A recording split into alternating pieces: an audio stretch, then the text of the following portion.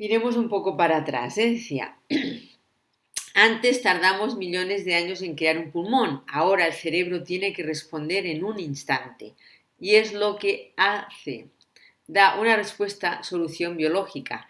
Hay una ley natural, lo que a la biología le resultó no lo cambia, lo repite y lo transmite de generación en generación entre la misma y otras especies. Si le resultó hacer pulmón para captar aire en la Tierra, eso es lo que repetirá una y mil veces cuando suframos un DHS por falta de aire real o simbólica. Sigamos pensando. Una vez en la Tierra aparecieron otras necesidades. Cambió el torno. A ver. No, cambió el entorno. Nos vimos expuestos a otros conflictos, por ejemplo, las radiaciones ultravioletas del sol. Tenemos que protegernos del sol para no morirnos incinerados o deshidratados. ¿Qué va a aparecer para protegernos del sol? Sí, acertaste, la piel. Claro que sí. Entonces la piel profunda llamada dermis está asociada a una parte de nuestro cerebro actual que la coordina. La dermis surge o fue creada ante la necesidad conflicto de protección de la integridad, lo que equivale a decir que se crea con el fin de lograr vivir en el medio terrestre. Por esta necesidad de protección a la integridad fueron creadas también todas las membranas que recubren y protegen órganos profundos llamadas pieles profundas como pleura, pericardio, peritoneo. Volveré a explicar todo esto en más detalle más adelante, en la tercera ley.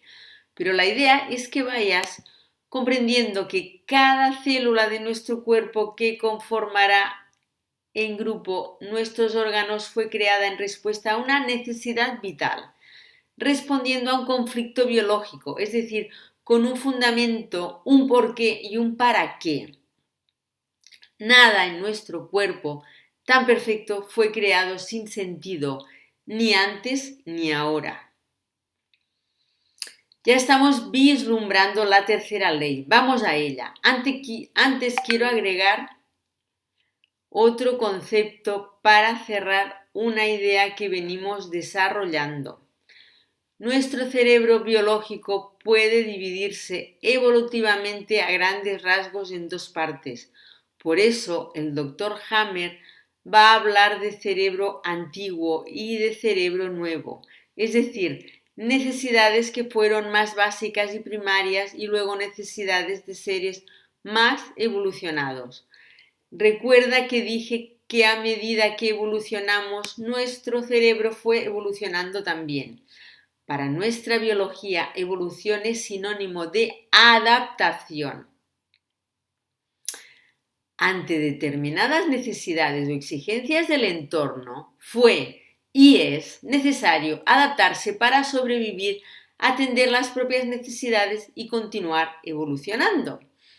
Como dije, hay necesidades vitales primarias y arcaicas como alimentarse, aire y comida, reproducirse. Sin continuidad no hay evolución. Eliminar los desechos y controlar los líquidos internos. Luego, a medida que fuimos evolucionando y ante otros entornos, fueron surgiendo otras necesidades y otras respuestas biológicas a las mismas, es decir, otros órganos y sistemas. Por lo tanto, otras partes del cerebro que las comandan. Cada necesidad fue y es un conflicto biológico. Entonces, para cada necesidad, para cada conflicto biológico, hay una respuesta biológica precisa. Esa respuesta biológica es, simplificando, el órgano que es básicamente uno o varios tejidos. Y cada tejido y cada órgano tienen un programa que ejecuta el sentido para el cual fue creado el órgano, ya sea para atrapar el bocado de aire, ya sea para atrapar el bocado de comida, ya sea para eliminar el desecho en forma de materia fecal, etc. A su vez, cada programa tiene una función normal y una función especial de emergencia que llamábamos enfermedad. Lo habitual es que el órgano, el tejido, esté en modo cotidiano, sin emergencias, ante una urgencia, algo fuera de lo habitual. El órgano, el tejido, ejecutará el programa de manera temporaria mientras dure esa urgencia o emergencia biológica en modo especial.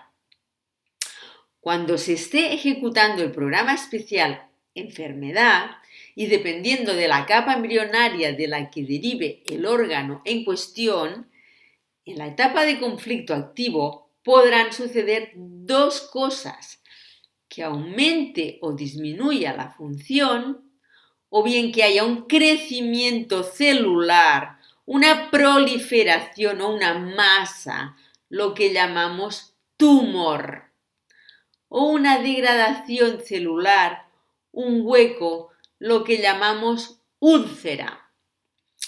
Es el cerebro biológico el que ordena al órgano, al tejido, qué debe hacer y el órgano el que cumple órdenes. Por ejemplo, el estómago en su función habitual permite el paso de alimentos. Si hay una emergencia, como algo que puede lastimar, dañar o intoxicar, el estómago entra en su modo especial bloqueando la entrada de alimentos. También en su modo especial el estómago puede generar una expulsión de alimento, vómito. Cuando la emergencia fue resuelta, el estómago, luego de recuperarse y ejecutar el modo especial de su programa, vuelve a la normalidad. Entonces, a grandes rasgos, el cerebro se divide en dos grandes partes, una de cerebro antiguo, otra de cerebro nuevo. El cerebro antiguo comprende al tronco cerebral y el cerebelo, los cuales se desarrollaron en las primeras etapas evolutivas y por lo tanto responden a conflictos más antiguos de supervivencia básica, como los que te conté líneas arriba.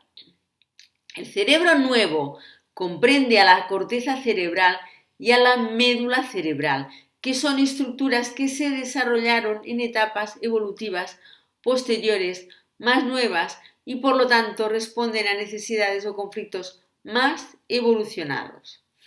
Los órganos que están controlados por el cerebro antiguo, o sea, por el tronco cerebral, y el cerebelo en la etapa de conflicto activo, van a aumentar su función o tendrán crecimiento celular.